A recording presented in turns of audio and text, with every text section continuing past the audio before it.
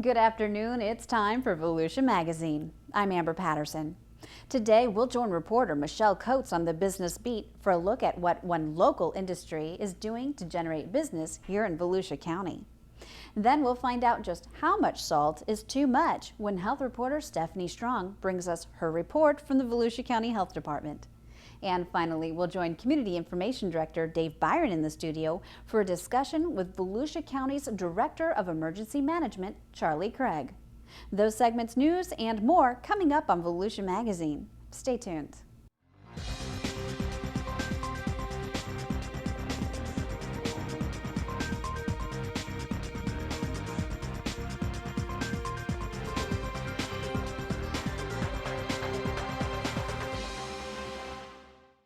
After being sideswiped by Tropical Storm Beryl over Memorial Day weekend, Volusia County emerged largely unscathed. The winds and surf are back to normal, but visitors to the world's most famous beach need to be on the lookout for continued threats of rip currents. Rip currents are channels of fast-moving water that can pull even the most seasoned swimmers away from shore. They're caused when pounding surf breaks up sandbars and creates new channels in the sand. According to the Volusia County Beach Patrol, the rip current threat may linger for a few weeks. Beachgoers are urged to use extreme caution in the water and to swim in front of a lifeguard. If you are caught in a rip current, probably the biggest thing to keep in mind is not to panic. There's no rush. There's no thing where you have to rush and try to swim in as hard as you can. You want to work on conserving energy. That means let the rip take you out. Don't fight the flow. Never swim against the current. Let it take you out, work your way parallel the shore with the current, and slowly work your way back in. People survive rip currents because they don't panic and they don't expend all their energy, and they save themselves a lot of times on unguarded beaches. Our guards are trained to recognize where rip currents are, and they are trained to recognize somebody that's struggling in a rip. And we automatically, dispatch at least one guard, usually two, to come assist you out of the water. That's what about 80% of our rescues are on this beach, are rip current rescues. Nationally, more than 100 people die every year from rip currents, more than shark bites, tornadoes, or hurricanes. More than 80% of beach rescues are attributed to rip currents, according to the U.S. Life-Saving Association. Volusia County lifeguards made more than 100 rescues over the Memorial Day weekend. The Beach Patrol offers many safety tips for beachgoers. When you get to the beach, ask a lifeguard about surf conditions and rip current risks. It only takes just a blink of an eye to have a problem where, where either you're swept out to sea, or your friend, or you lose contact with somebody in the water, and that's a panic situation. Here, we try to avoid that at all costs. And that's why we have, one of the best beach patrols in the world is we try to maintain that safety aspect all the time here. Always swim in front of a lifeguard. Never swim alone, and learn how to swim in the surf. If in doubt, don't go out. For more beach safety tips, you can visit volusia.org/beach. If you'd like to learn more about Volusia County's unique beach environment, you'll have the opportunity June 9th at a free workshop sponsored by Volusia County's Environmental Management Division. The Beach Eco Expo will be from 9 a.m. to 4 p.m. Saturday, June 9th at the Ocean Center in Daytona Beach. The expo is geared toward beachside property managers and their staff, residents, visitors, tourism professionals, and anyone else who has an interest in learning more about beach wildlife, the Sea Turtle Habitat Conservation Plan Program, the Beach Lighting Ordinance, and beach safety. Jennifer Winters, Sea Turtle Habitat Conservation Plan Program Manager, said people attending this free workshop will learn about the beach environment from a number of experts. Well, the expo is going to be particularly of interest to those people who live on the beachfront, because we're going to be able to answer all your questions you have about all of our beach safety regulations and beach lighting ordinances. One of the presentations will go through and answer commonly asked questions about all those things, as well as we'll have county staff available there that you can ask any questions you have directly to. And we'll be available all day long, and like I said before, you'll get to learn about all kinds of things about the beach wildlife here. For more information, you can call 386-238-4716. The Beach Eco Expo is Saturday, June 9th from 9 a.m. to 4 p.m. at the Ocean Center in Daytona Beach. Are you looking for a way to beat the heat this summer? Volusia County's public libraries have planned a wide range of educational and entertaining programs for all ages.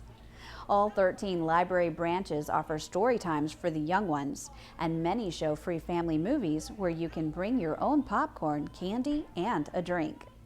The biggest things we do in the summer is something called FLIP, which is an acronym for Florida Library Youth Program. And it is put on by the Florida State Division of Library and Information Services in conjunction with all the counties around the state, including, of course, Volusia County. And it's a reading incentive program. So we let kids come in, they select books that they like to read, they get a reading log, and we're librarians, we think that reading is its own reward. And a lot of kids think that too, but it's nice to have a few extra prizes, goodies, sometimes stickers, pencils, book prizes along the way. And the fun thing about FLIP, or the Florida Library Youth Program, is that we have performances that are geared especially for young audiences, elementary school age audiences. So almost every regional library in the Volusia County system offers some form of entertainment series during the summer. And the children who are enrolled in the FLIP program, and I should note that it is free, get to come to these wonderful performances. So it's a great deal of fun for us. And all the performers are professionals who are committed to really enforcing and amplifying the message for kids that reading is fun. Teens, tweens, and children are being targeted by the regional libraries, which are offering crafts, games, murder mysteries, and Hunger Games programs. Children ages 7 through 11 can clown around at the New Smyrna Beach and Port Orange libraries, which will offer clown camps in June and July. The Deltona Regional Library is introducing Scrabble Saturdays, so children and adults can have fun and learn while engaging in wordplay.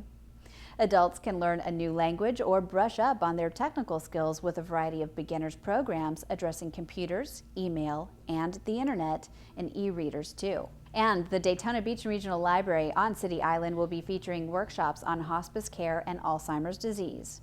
So whether you're looking for fun, friends, or knowledge, Volusia County's public libraries are the place to be this summer. To see what programs are being offered, you can visit volusialibrary.org and click on Calendar.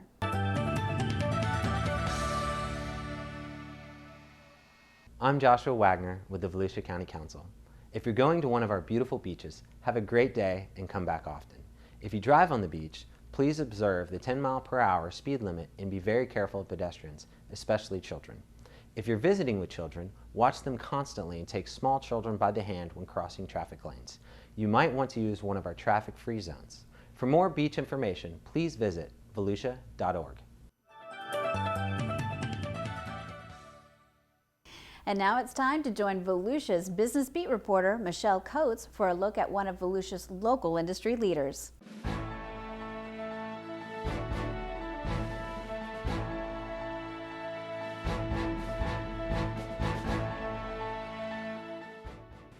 The quarters collected from the universally known whack-a-mole game could wrap the earth 3 times over. That game was developed and brought to fruition here at Bob's Space Racers more than 30 years ago.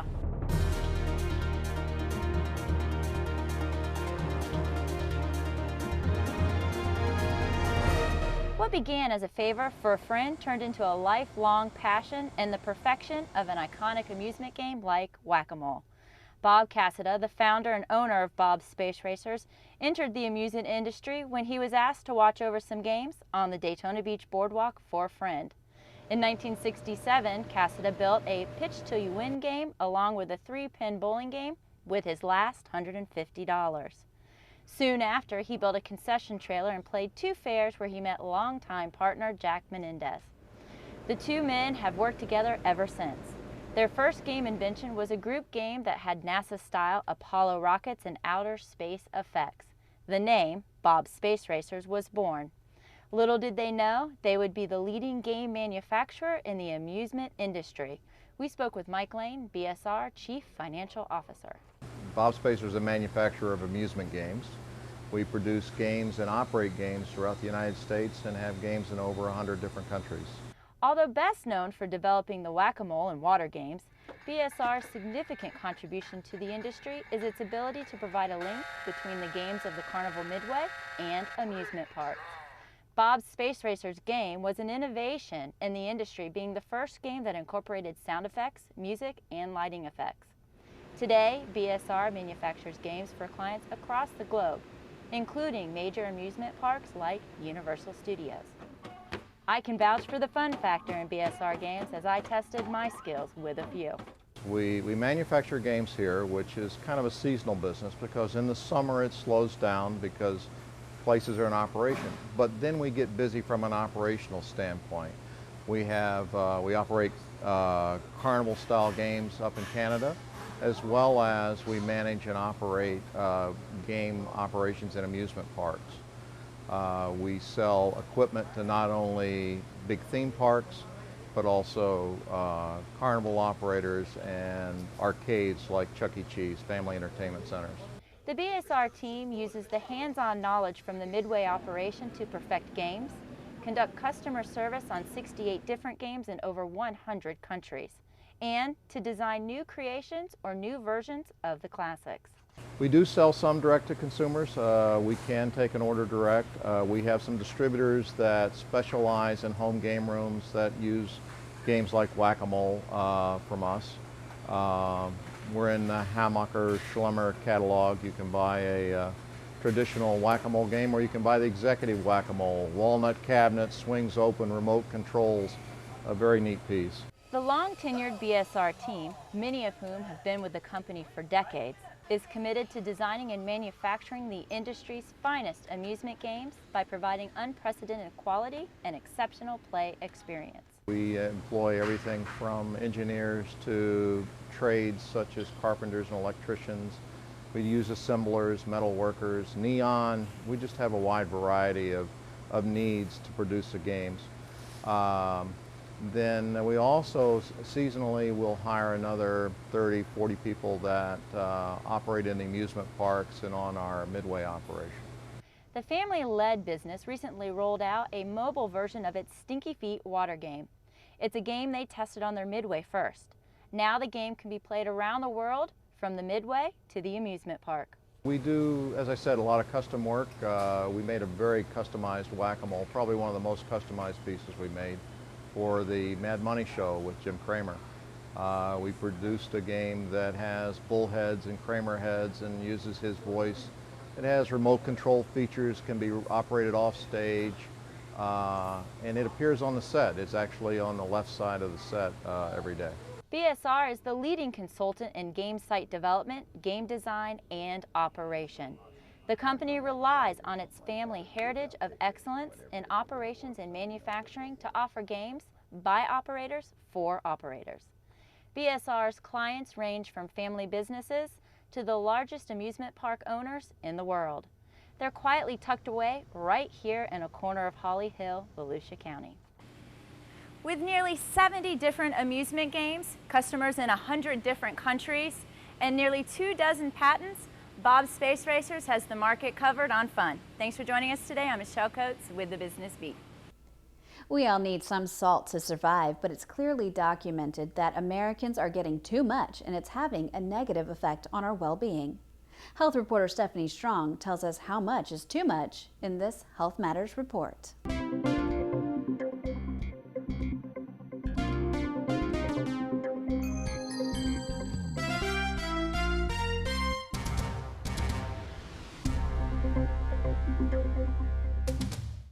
When you eat that next meal, pay attention to the sodium. You don't want too much. It can make you sick and cause health problems. Sodium chloride, which is salt, can elevate one's blood pressure. And an elevated blood pressure leads to heart disease, stroke, and potential kidney damage. And those are the leading causes of death in this country. So it's very important for folks to be mindful of salt. We not only have salt in the salt shaker, but also hidden salt in our food. And we really should try to decrease the amount of salt in our diet down to 2,300 milligrams, which was really only about a teaspoon, to avoid high blood pressure and the consequences of high blood pressure. Hi, I'm Lisa Funches, Nutrition Program Director at the Volusia County Health Department. Before you eat that next meal, you might want to ask yourself, where's the sodium? One way to find out where the sodium is located is to read your nutrition fact label, as most of the sodium that is found in food It's found in processed foods or restaurant foods. Here are some helpful tips. Limit foods that have 20% or more of the daily value of sodium. These foods are high in sodium. Limit the number of meals at fast food restaurants. Limit frozen dinners that are high in sodium. And do not add salt to foods for babies. Do not give babies foods that are high in sodium. By following these healthy eating tips, you and your family too can stay healthy. Thanks, Lisa. To eat healthy, remember, stay away from foods that are high in sodium. Follow these easy cooking tips when preparing your meals. Use fewer sauces, mixes, instant products, condiments, and salad dressings which have added salt. Buy the no salt added or reduced sodium version of foods. Buy fresh poultry, fish, and lean meat rather than smoked, cured, or processed types. And choose fruit or vegetables at snack time instead of those salty snack foods. Also make sure you eat foods high in potassium. Potassium can help with blood pressure. Foods high in potassium include bananas, potatoes, cantaloupes, dried apricots, orange juice, prunes, prune juice, tomato products, dry beans, peas, and lentils, honeydew melon, dried peaches, and those green leafy vegetables. Making the right food choices will help to decrease the sodium in your meals and your family's meals. A key to healthy eating is choosing and preparing foods lower in salt and sodium. For more information, please visit www.cdc.gov. For Volusia Magazine and on behalf of the Volusia County Health Department, your guide to better health, I'm Public Information Officer Stephanie Strong. If you have any questions about this or any other health-related issues, you can always log on to volusiahealth.com. Now it's time to head into the studio to join Community Information Director Dave Byron for his discussion with the Director of Volusia County's Emergency Management Division, Charlie Craig. Thanks, Amber, and hi, everyone. Florida's hurricane season begins June 1st and ends November 30th. Early preparedness is the key to survival should a major storm come our way. Volusia County Emergency Management is kicking up its storm readiness, and so should you. With preparedness in mind, we have with us in the studio today our Emergency Management Director, Charlie Craig. Charlie, how you doing? I'm doing well, Dave. Thanks for having me on the show. Hey, what's the story, Charlie? What's the forecast this year for hurricane activity? Well, all the prognosticators are saying a less than average year. So coming on the heels of 2 years of a whole lot of storms, it looks like the predictions are, at least now preliminarily, for fewer storms than average. Of course, like we joke every year, you know, it doesn't make any difference. You have 1 to 30 hurricanes. If one hits your community, you had a kind of a really bad year. You had an active season, absolutely. You had an active season. In general, Charlie, you know, how much faith can we put in these early forecasts? Well, I think there is some credence in terms of the global things that they look at, things like the sea surface temperatures and sea surface pressures and the winds, and of course you're familiar with the La Nina, El Nino scenarios, and they have some early indications that the water's not as hot as it was in the Caribbean last year. You've also seen some transition from La Nina to El Nino.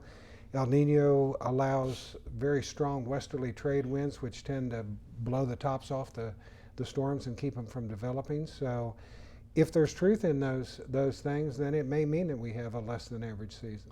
Charlie, the last, I guess, big hurricane season for us was '04 when we had the back-to-back hurricanes, but really nothing since then. So we're almost a decade without any storms. Does that cause you any concern that people might be lulled into a false sense of security here? It really does, Dave. I'm very concerned this year for a number of reasons, and not only the storm amnesia that you relate to, but also because we've been buffeted by a very stale economy for the last 3 or 4 years. And I'm just not sure. I think people are making decisions on spending their money. And as you know, part of the problem we have in emergency management is everything that we ask people to do is over and above what their normal daily lives are like. Right. So I'm very concerned that people are not going to stock up and they're not going to have the disaster supply kits that they've had in the past. Charlie, one of the other things that we probably should talk about, at least ask you about, is the fact that local governments have been in an economic dry spell as well. And, you know, governments, including this one, have cut back dramatically. The cities have cut back, states cut back, constrained those resources. Do you feel that that could be a factor in a response? We are all very, very concerned for a number of reasons. We don't have the health department nurses to staff our PSN shelters like we had before. You've alluded both city and county level government have reduced staffs. I don't think we're any less prepared because we've continued to train and do those things that we do every year, but we don't have the manpower that we had. And I think my big message would be twofold. One would be to change the expectations of the public out there and tell them you're going to get service, but it may not be as rapid as you received it in the past. Right. And then two, I think it's going to be incumbent on people to be prepared themselves for a longer period of time, say 5 to 7 days before they receive help. And you know, the private industry has lost in the same way that government has lost, Dave, and so there aren't the repair crews to restore the lines for power. There certainly are not the road crews to clear the roads. We don't have any more extra firemen to go around and help people put blue tarps on their roofs. I think you've said it very eloquently. We've just lost staff and lost manpower, and we don't have the luxury of being able to respond as quickly with as much force as we did back in '04. Of course, Volusia County has placed a great deal of emphasis, Charlie, on emergency management. Yes. I think it's accurate, maybe to blow our horn a little bit here, but Volusia County does have one of the highly regarded emergency management programs in the state. The state of Florida, of course, has an excellent emergency response system overall. I know you guys can't wait for that new emergency operations center to open. Absolutely. The county has, it's one of the few capital projects the county has underway. Tell us about this new EOC, Charlie. Well, Dave, of course, it's going to be for us a combined operation. We'll have the Emergency Operations Center and the Sheriff's 911 Communications Center co-located in the same building, and this will be the first time we've been able to get together. We feel like it's going to provide for an integration of services. We feel like that we can better develop situational awareness and get that information out. As you know now, things come in the 911 center, they have to be relayed 2 or 3 times before they even get to our duty officers. And so we feel extremely encouraged that we could have weekly staff meetings with these people, pull everything together, in addition to finally having the space that we need, Dave, in the room and the latest in technological advancements. What's the due date on that, Charlie? Well, it's looking right now, the move date that they've given us tentatively is April 1st of this coming year. So not this hurricane season, but the next one you'll be in the new facility. Yes. Charlie, of course, you know, there's 2 things that always come into play when you have a major storm, and one is evacuation and the other is sheltering. Let's talk about evacuation. Charlie, give us a kind of a quick course as to how an evacuation directive is made and who does that and how does it occur? Well, we have a group of people, Dave, that you're well familiar with, the Managers Advisory Group that we call together, and that includes people from outside county government. That includes our school board representatives, representatives from the Department of Health. These people come together along with the sheriff and all the constitutional officers. These people come together to advise the manager and advise the council on ordering an evacuation. And I think, as you know, our shelters are our schools. We can't open a school until schools close, and so it's a combined effort. What normally happens is we have some hurricane software, and we are in constant webinar and conference call connection with the National Hurricane Center in Miami. And we feed this data into our software. It's called a HurEvac program, and it basically puts a matrix or a circle around Volusia County, and that is the point at which, when the storm is coming and tropical storm force winds intersect that matrix, that's when we do the evacuation. And that software is a guidance tool because it depends on when the hurricane comes as to whether our hotels are at full occupancy or not, if it's holidays or not, if it's weekends or not, if it's nighttime or not. There's a bunch of factors that go into that. But generally, if we're going to get a landfalling storm and there's danger of storm surge, we're going to do an evacuation of the barrier island. And let's say you do a barrier island evacuation, Charlie, how much lead time do you need for that? We could, generally, when we did it for Floyd, we used 18 hours. Mm-hmm.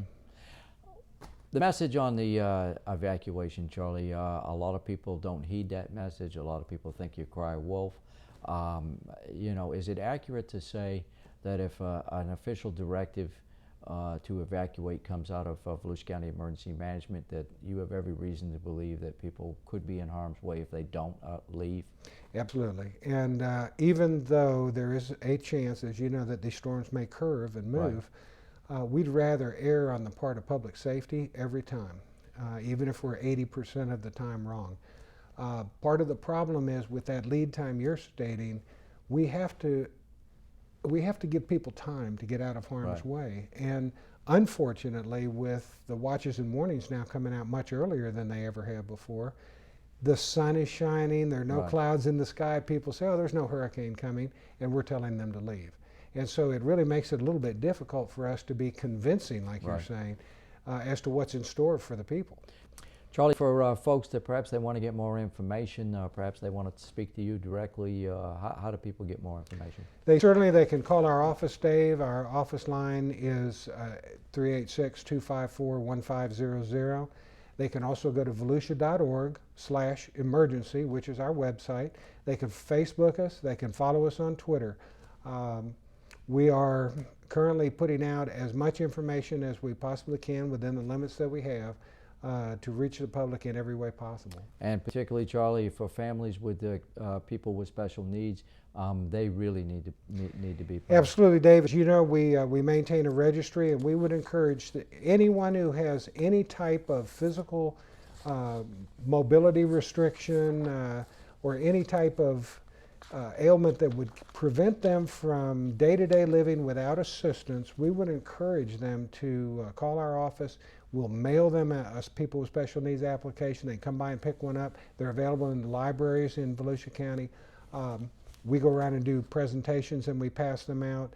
But we'd like to get as many people on that registry as possible. It not only helps us in terms of how we'll staff our shelters, but we also give those people advance notice of what we're going to do. So if we decide that we're going to order an evacuation at 6 o'clock tomorrow morning, we're going to call you on the phone and tell you this is what Volusia County is going to do and give you the extra time you need to beat the traffic.